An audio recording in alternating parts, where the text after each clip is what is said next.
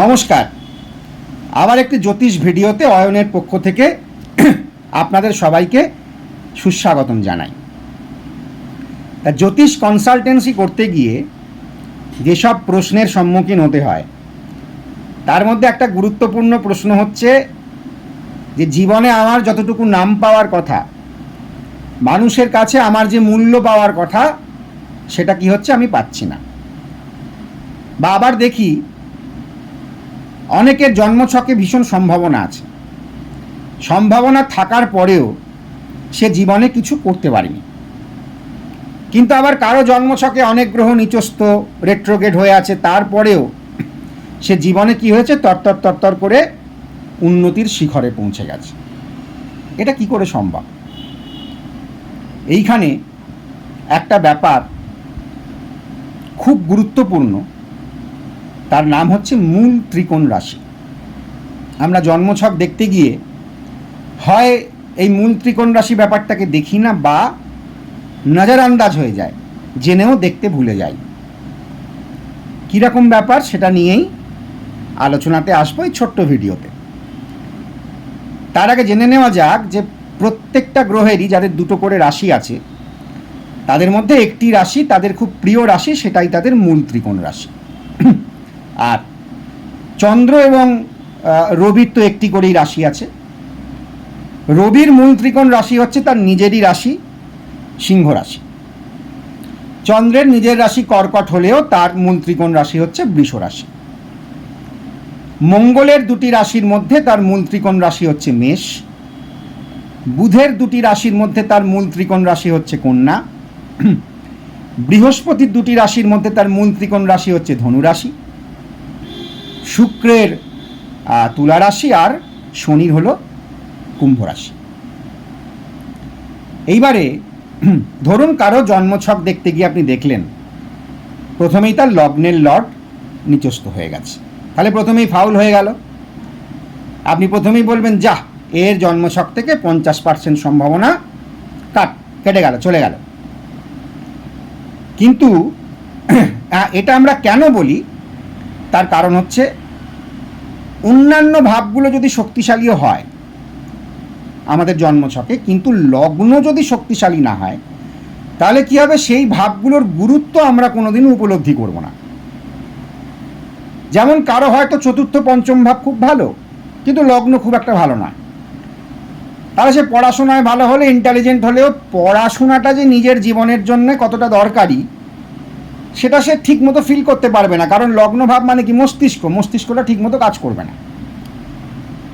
তাহলে তাই জন্য আমরা দেখি কি, যে অন্যান্য অনেক সম্ভাবনা থাকলেও লগ্ন ঠিক নয়, সে খুব একটা দূরে যেতে পারে না।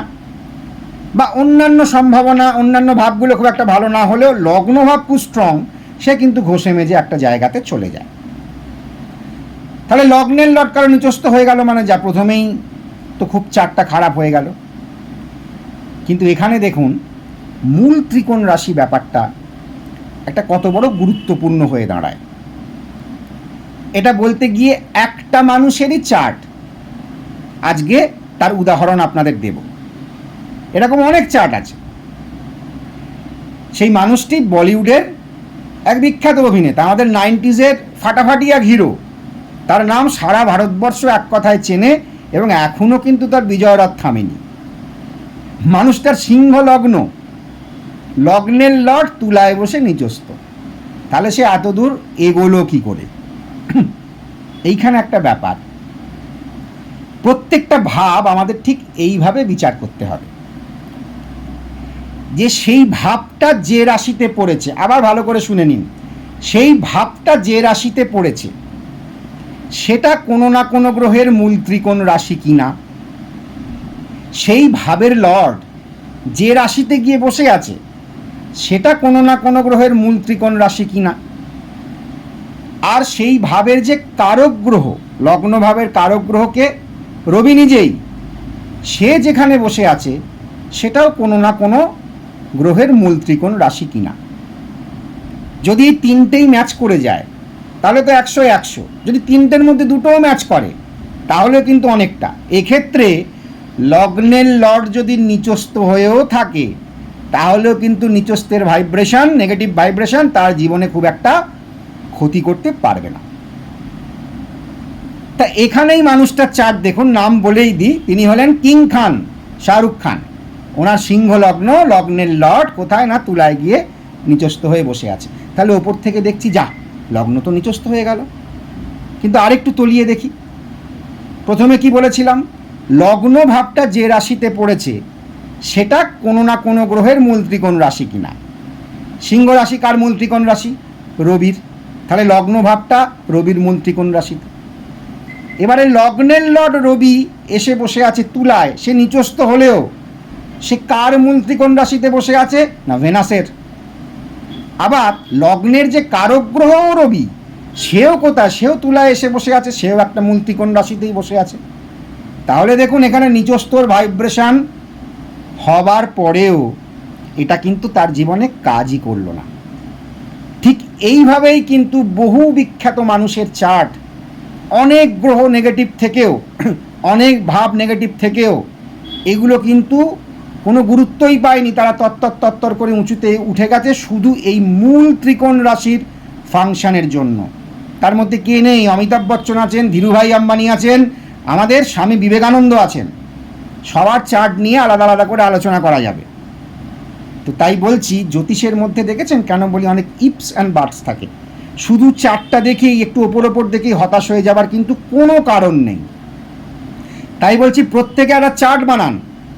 আপনারা দেখুন আপনাদের যে প্রত্যেকটা ভাব, প্রথম ভাব, দ্বিতীয় ভাব, তৃতীয় ভাব, চতুর্থ ভাব, পঞ্চম ভাব, এইগুলো কোন রাশিতে পড়েছে, সেগুলো কোনো না কোনো গ্রহের মূল ত্রিকোণ রাশি কিনা।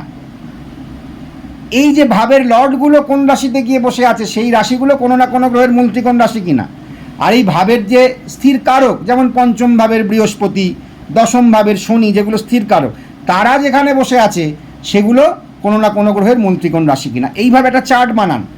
চার্ট বানালেই কিন্তু আপনারা আপনাদের চার্টে কত সম্ভাবনা আছে সেটা কিন্তু খুব সহজে পেয়ে যাবেন। শুধু ওপর থেকেই কোনো গ্রহ নিচস্থ বা কোনো গ্রহ রেট্রোগ্রেড এই দেখে কিন্তু কখনোই হতাশ হবেন না। যাক, আজ এইটুকুই। আবারও এরকম অনেক ভিডিও নিয়ে আসব। আমাকে ফলো রাখুন, সাথে থাকুন। নিশ্চয়ই চেষ্টা করব জ্যোতিষকে আরও পজিটিভভাবে আপনাদের সামনে প্রকাশ করতে। আজ নমস্কার।